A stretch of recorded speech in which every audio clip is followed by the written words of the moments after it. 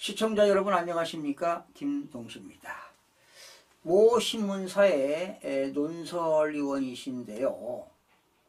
SNS에 익명으로 글을 올렸습니다. 그런데 공감대를 좀 형성하는 글이라 여러분들과 공유하도록 하겠습니다. 그리고 간단한 논평도 해드리겠습니다. 국회가 행정부 상전인가? 상부기관인가? 국회가 행정부를 지시하고 통제하는가? 헌법에 규정된 입법, 행정, 사법의 상권 분립은 상호 견제하고 균형을 유지하는 것이 기본 정신이다. 당연한 말씀 아닙니까? 우리나라는 철저한 상권 분립입니다. 여러분, 입법부는 하는 일이 뭘까요? 법안을 발의하고 정부의 예산을 편성하고 그리고 국정감사하는 거 아니겠습니까? 특별히 국회는 법안을 발의하게 되면 법률안이 제정되면 행정부는 집행합니다. 그리고 행정부가 집행한 것을 잘 집행했느냐 안 했는가 사법부가 판단하는 것이 바로 상권 분립 아니겠습니까? 그런데 이번 국정감사에서 더불당과 의원들이 행정부를 대하는 태도는 아무리 피감기관이라고는 하지만 국민들 눈에서는 국회가 행정부의 상급기관처럼 지시와 명령을 하는 갑질로 비춰져 놀랍습니다. 놀랍다. 다 국민들이 공감하고 있는 거 아닙니까? 물론 과거에도 이런 비슷한 경우가 있었지만 지금의 더불당의 작태처럼 과도하지는 않았다. 다수당이라고 더불당 사람들은 눈에 뵈는 것이 없는 것 같다. 더불당이 국회에서 행정부나 총리나 각부 장관 그리고 기관장을 대하는 태도는 국회의 산하기관이거나 상사가 부하를 대하는 태도보다 더 무례하고 품격이나 인격 존중은 찾아볼 수 없는 것 같다.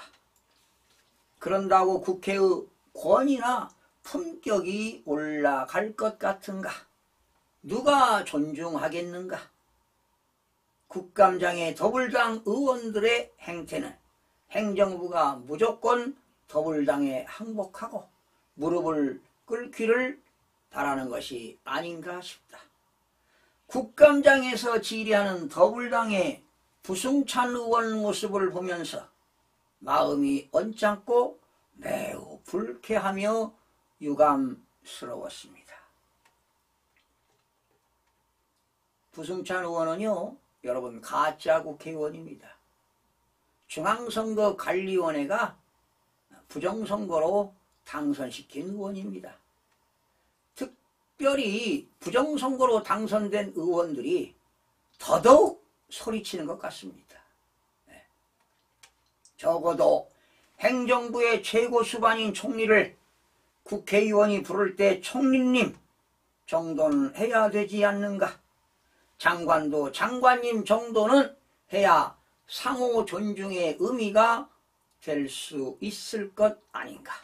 그런데 의원이라고 총리 나오시오, 총리 들어가시오 라고 소리치는 것은 흡사 선생이 학생을 부르는 것과 무엇이 다른가?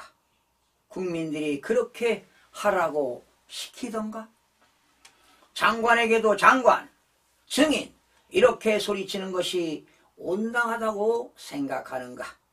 그러면 장관들도 의원들에게 의원 또는 엑스의원하고 불러도 받아들이겠는가? 그러면 또 개떼같이 왜 님자를 안 붙이는가 하고 발광을 할 것 아닌가? 그리고 국회의원이라고 왜 그렇게 고함을 쳐 지르는가? 목소리 크기 시합하나? 또 왜 그리 성질을 잘 내나? 국회라고 폼 잡는 것인가? 집에서 마누라나 아이들에게도 그렇게 욱하고 성질을 잘 내는가? 지역구에서도 주민들에게 고함을 지르나? 절제와 자제를 하지 못하고 소리부터 지르는 것은 자신감의 부족이다. 국회에서 소리 지르는 더불당 양문석 의원, 그 소리 지르는 모습 보니까 정말 개탄스러웠습니다. 양문석 의원에게 한 말씀 올릴게요. 급하게 화내지 마십시오.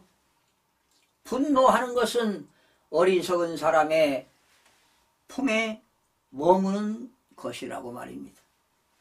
참으로 더 가관인 것은 질문해 놓고 대답은 필요 없다거나 하지 말라는 짓거리다. 정말 미친 것이 아닌가? 그러면 질문을 하지 말아야지. 소통은 주고받는 것이다. 아니 혼자서 독백으로 의견 발표를 하던가. 질문은 왜 하는가? 또 국감장이 죄인 수사하는 듯한 꼴은 정말 꼴불견이다. 국무위원과 증인들이 피의자인가? 의원들이 수사관이라고? 그리고는 말을 하면 퇴장시키겠다. 처벌받을 수 있다. 국회 모독죄로 죄를 받는다. 탄핵 등으로 국무위원과 증인들을 겁박한다. 솔직히 국회나 국회의원들에게 모독받을 만한 최소한의 품격이라도 있는가? 그리고 질문도 더불당 의원들은 모두 거의 한결같이 똑같다. 5.18, 제주 4.3 사건, 명품 가방, 친일 등이 거의 전부다. 그렇게 정책과 전략적 질문이 없는가? 어떤 자들은 미국 뉴욕까지 가서 그따위 질문을 하고 있다니 정말 세금이 아깝다. 아마 사전에 똑같이 과외를 받았나 싶은데 그런가? 또 어떤 것들은 탄핵시켜 놓고 월급을 왜 받느냐고 가짜는 질문을 한다.